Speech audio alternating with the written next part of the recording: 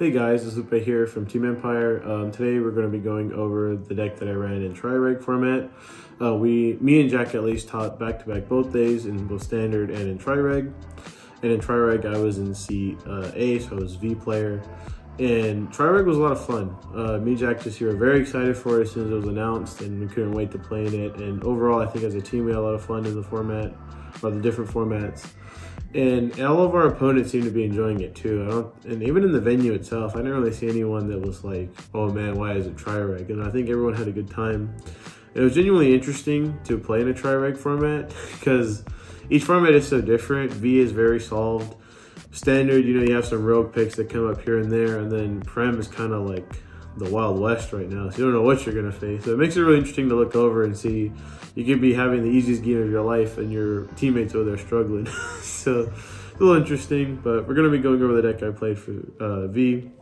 And starting off with the starter, I ran Glendios, so we're going to run the Starvader starter that came out in, I think it was History Collection. It was a V-Clan collection. V-Clan collection, even better. Just very thematic. Before this, I ran the one that was like a kid. Then we have the Spike Brothers Quick Shield, just cause. And these are all my gifts. The gifts are nothing too special, but I just kind of wanted to go over explanation why I have so many. So I run 3 Force 2s and then a bunch of Force 1s. I prefer to go into Force 2s because since Glendios in and of himself is a control deck, you're either going to win with alternate win con or by extra crit. So I like going this way. But the reason that we run all these Force 1s is because each Glendios deck should run at least 1 or 2 Chaos Breakers. And for those that don't know, if you cannot create a gift marker when you're supposed to, you automatically lose. I don't know how that happens. I guess they just fucking explode. Yeah, I guess you can't handle the Divine Blessing. So it's always better to run more than what's required. I think in total it's like 20-something gifts I have. But we just usually go into these every game. These are really important for your Excel matchups. That's when you need these. Everything else you can just punish them with Force 2. I'll start off with the main deck. We run Glendios, 4 copies of him, 1 SP just because it was cheap, and then 3 regulars. And then for those that don't know, Glendios has an alternate win con, and that's why I like to play him in V. The alternate win con is you have to have 5 of your opponent's circles locked down, and you have to have 5 damage, and both requirements have to be met at the start of your turn. And so Glendios himself is able to lock down units once per turn by you calling a reverse unit, and we'll show off all the ones I have in a second. But so he himself is a locker, so it helps just accelerate the plan. And then in order to reach the condition, you do what's called an Omega lock. And by Omega locking, let's say this was my soul stack, you would Soul Blast 1, bind one of these from your drop, and then your opponent is Omega locked. And for those who don't know what Omega locked means is nothing can be flipped up until the end of your opponent's next turn. So it's your turn, their turn, cycles back to you.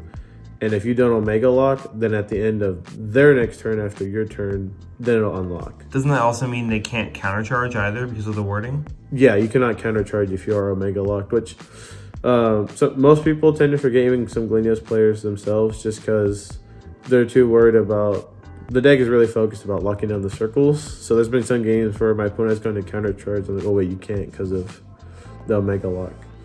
But yeah, Omega lock is very fun. And then I guess we'll just jump into the reverse units. There's quite a few, so we'll just show a couple at a time. So here's 3 of them. Really, you can run whatever reverse units you want. For me, these are just the main units that I really like. The only reason why Dayusha's isn't SP is because his is actually a little bit more expensive, but reverse Dayusha is one of my favorite units. So we just do those 3. And then here's the next 3. Dudley because I run Spikes and Prem. Ethics because Ethics is... The V versions kind of suck, but Ethics himself is cool. And then Anon is one of my favorite reverse arts. Anon has such good art. Like, this is so much better than his original reverse. It goes hard.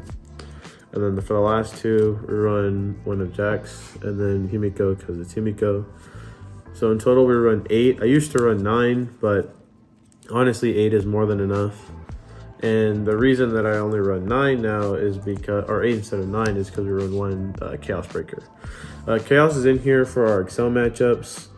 There are some times where I do kind of wish I played 2, just because due to it only being one of, if I face an Excel, I have to like really try to find it. But there are ways to search for him in the deck besides your grade 3 searcher. So yeah, he's really just here for the Excel matchups. And again, that's where we run so many forces. And real quick, another Glendios ruling, or I guess 2. Glendios makes all of these on rear guard circle become base 18k. So it doesn't matter if they're force, excel, or protect. That just happened to be the 3 that were right here. It literally doesn't matter. They're all 18k. But don't ever ride one of these. If this is your only way to ride up, don't do it. And the reason is because if you ride up on a reverse unit, you shut off all your gift markers. It's kind of like your G zone being destroyed after like an ultimate straight or sealed off. If you ride into one of these guys, your gifts are gone. So even if you ride one turn and the next turn you ride Glendios, you won't create anything. Yep. So don't ever do that. So starting with our grade 2s, we run 4 copies of Zirconium.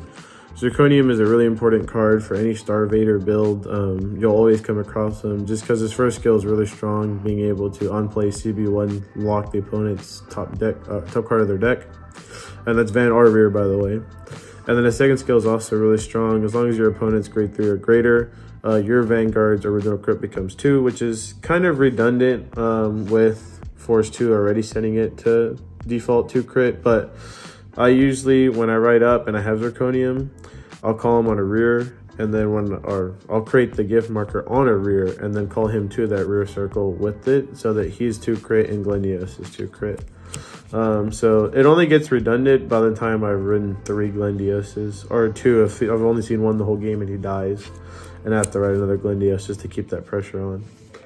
So 4 of him, and then the only other grade 2s in the deck are the Star Vader Magnet Hollow. He's a really great card in the deck. He's our main ride target on the ride up because you want these to go to your rear guard circles for the Omega lock. And this guy has a very similar, or he has another Van or Rear skill on play. That it's CB1 search your deck for reverse unit. As long as you have a Vanguard with Star Vader in its name, which if you ride him as Van, you automatically will.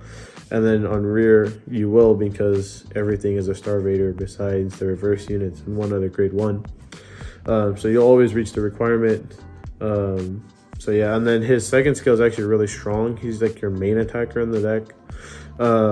Because he gets continuous during your turn plus 5k for every different name reverse unit in your bind zone. So this guy can get massive, and him on a force 2 is eventually just going to be I win.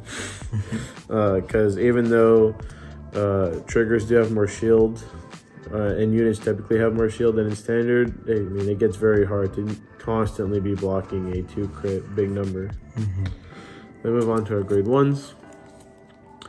Starting off with Craving Claw. Again, any Star Vader deck you face will have Craving Claw. Craving Claw is such an important card for Link Joker. Just him having a Van or Rear skill that when he attacks or the battle, he boosts attack hits. You top 5 check for a Star Vader. So, I mean, that's very strong. You're thinning your deck every turn as long as it hits. And then the second skill is what helps Glendios. This card is Omega important in Glendios. Because in Glendios, there's not that many ways to lock down additional zones, so like your excels, and Craving Claw is one of the ways around it because his second skill is you can move him into soul during the act, and you can choose to unlock a unit to lock a different one. So you just unlock whatever's in the back row that's locked in Omega lock and Excel marker. If not, you just move him into soul, choose nothing, and that's fine because you do use 1 soul per turn. So this guy is super important in the deck, both as an on-hit scryer and then his second skill to either lock down your Excel unit or opponent's Excel units or just help heal soul. Then we play 3 copies of Star Vader Worldline. I usually just call him the Eagle, so I didn't remember what his name was. This guy is he's a double-edged sword. He's really strong in the deck, but he's also he does detriment the game plan because he searches for 2 different named Star Vaders from top 7 check, but the cost is pretty hefty in this deck. It's actually a pretty cheap cost in terms of just cost in general in the game, but specifically in this deck it is very hefty because it's On play Soul Blast 1 and pitch a reverse unit from hand, and both are very important in this deck. So I mean, I guess the reverse unit's fine because you're setting up later game with it being in drop, but the Soul is what's super hefty in here. But again, it's very balanced for what its skill is, being able to check top 7 for 2 different named Starvaders, so it's super strong. That's why running 1 Chaos is okay, because I mean, with this guy, eventually, in Craving Claw, you'll see him if you need him. Then we run 3 copies of Taboo Starvader. This guy is really good in the deck because since we run so many grade 3s, they don't have shield. This guy actually gives them shield. With his second skill, he makes continuous, as long as your Vanguard is Glendios, or units with reverse in their name get intercepted plus 10k shield. So really strong, helps them go back into the drop zone and 10k shields in hand. And then his Van skill is cool. You just ride him and he searches top 7 for reverse unit, so he helps fill the game plan. So we're running 3 copies of him. And to finish off our grade 1s, we're running 3 copies of the grade 3 searcher, just because you need to see Glendios every turn, basically just to keep creating soul. Or if you're facing an Excel and he's not in your hand, you need to find Chaos Breaker. So he has many ways as possible to search for it. And plus you can just grab the reverse units. So I mean, grade 3 searchers, everyone knows they're great. So I just run 3 copies of them. Then we'll move on to triggers. Nothing too special. For draw PG, I used to run a 2-2 split with the Crit Sentinels in last year's Springfest. It did come up, so they helped, but it didn't really assure my teammates. So I was like, okay, we'll switch to the full 4. Yeah, I'm so glad you did this. I personally like it, but I personally like the 2-2 split, but this also works. Then we do 4 heal guards. Nothing too special. I think every deck in both V and Prem should have at least 3 heal guards, unless you have like a special case where you can get away with it. But I mean, heal guards are just so good in the early game at least. Then we just do 8 crit. Doesn't really matter which crits you run. These are just the ones that I like the most. And this is mostly just because, again, if you can't get the Omega Lock World End alternate win con off, you just sack them. So that's why we run Force 2, and that actually happened in one of the rounds, which we'll talk about in a second. But yeah, I mean, that's pretty much Glendios. The deck's been solved for a while. I just really like him because I have a lot of fun, even if my opponents aren't necessarily having fun, which is a very toxic mindset, but Glendios is fun. And so now we'll just get into the rounds. Round 1, very fun round. Unfortunate, though, that we got paired against right away our friends. It was Xavier's team. So it was him, Nylea, and Tony, who we actually talked with day 1. Also to note, Xavier and Nylea on day 1 actually ended up winning Springfest with their other teammate, Chris. Yeah, they're on Team Clairvoyance, and they did top. So it was very cool playing against them. They're great friends of ours, all 3 of them. And Xavier was actually running Leopold Reverse, which I knew he was running that, but however, I didn't know that he didn't run any crits in his deck, because some Leopold Reverse decks do. And so I actually had 5 units locked at one point, but I was at 3 damage, and I PG'd Leopold, who, for those who don't know, picks up a crit when I didn't have to PG that. And so if I just taken, I would have automatically got the World End off on him. But I PG'd it, I had one more turn, pushed him to 5, and then he had his last turn.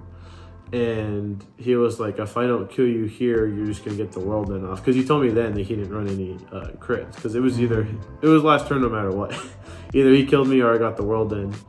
I could block everything but one final attack. Because he runs the Gorilla that restands. He was only able to restand 1. Culture Gorilla, yeah. He was only able to restand 1, but it was Geograph Giant, so more than enough. And I did have, I think, 2 or 3 heals left in deck, but he dealt the 6 damage and it wasn't a heal. But I always have fun against Xavier, and now I know that if I face him again, he doesn't run crits. So that's good to know.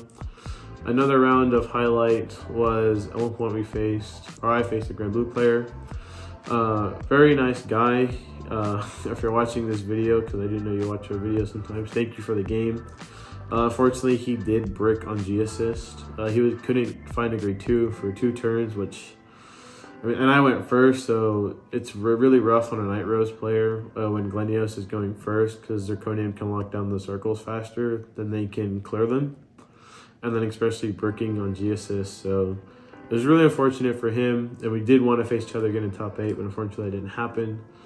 Another notable round is I've only faced 2 Revengers with this deck, and it's only ever been at Springfest. And both years, I have bricked on seeing Glendios in this deck. I don't understand.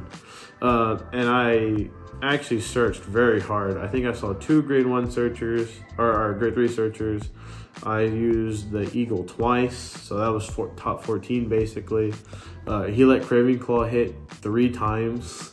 I got 2 draw off Zirconium, and like Glendios just wouldn't come out. Which, I mean, no discredit to him. He was playing it very well. He definitely knew how to play Revengers. But it's just really rough, especially because I saw all 4 Zirconiums that game. So if I just got into Glendios, we would have shut down the circles.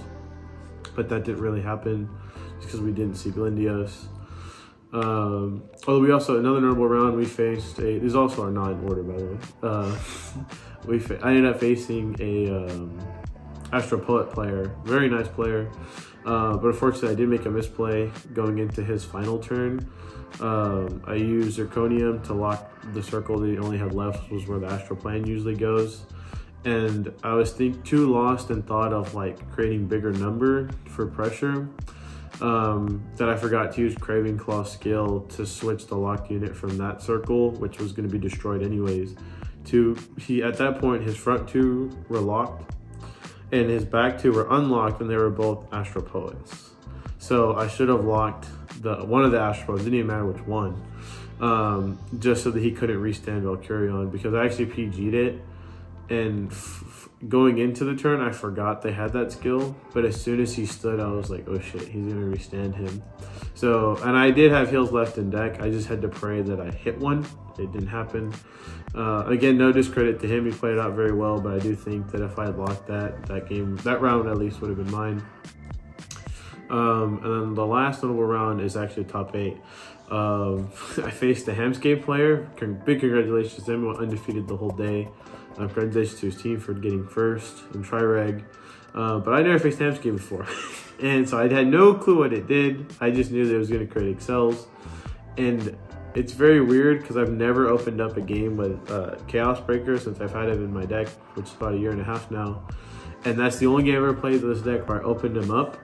But I didn't know, first of all, I didn't know he was playing Hamscape. I assumed it was Leopold. So I was like, okay, we'll wait, because Glendios was actually doing really well with the Omega lock. But even when he did finally show me it was Hamscape, because he showed me right away on turn 1, I still didn't know what it did. So I didn't have no prior game knowledge to know that I should have immediately rode Chaos. It's actually funny because I had to work to find Glendios. Like the game was trying to tell me, don't do this. But we still rode Glendios. But it was a very fun game. Definitely if I had survived another turn, which I don't think I would have because I'd drawn 3 heals. I mean, I lost anyways, but if I had, because all my heals were out of deck, I think at that point the game fully would have switched to mine because I would have used all my gifts, my gift Force 1s, which I don't even think Hamscape kept up with that. So it's definitely a fun game though. Learned how to do matchup. Also an interesting ruling. I faced an MLB player, and it's the first time I've ever superior locked an order card. If you superior lock an order card, off Zirconium, it will be locked, but then as soon as it's unlocked, it fizzles like every other card does. But yeah, those were the notable rounds from day 2. Overall, Glendios was very fun. Also, I should say this in the beginning, I was hard carried. Jack and JC won every round in Swiss. Besides the last. Well, it was in Swiss. No, we Swiss, lost. We lost yeah. the last round of Swiss. JC won. I forgot you did it. And I won 2 rounds, but they didn't matter because they had already won. But it's funny because the 2 games I did win, I did get to really bully my opponents with Glendios' game plan. So, they did hard carry me, but that doesn't affect how the cards work in general with themselves. Glendios is a very strong counter pick. He just has some very rough matchups to mostly Excel decks. And he does need to go first. A lot of the games that day I did end up going second. And it either took me a long time to find Zirconium or Glendios. So I pushed them all to 5 besides 2, with them being the Hamskay and the Revengers player. So it wasn't like we got swept or anything, but we got mega carried. But overall, I think that's it for the deck profile. Thank you so much for watching. I hope you enjoy watching all of our deck profiles from the Tomps. We met a lot of great people there at both days. Met a lot of new friends with different teams. And yeah, thank you so much for watching. Hope you enjoyed it.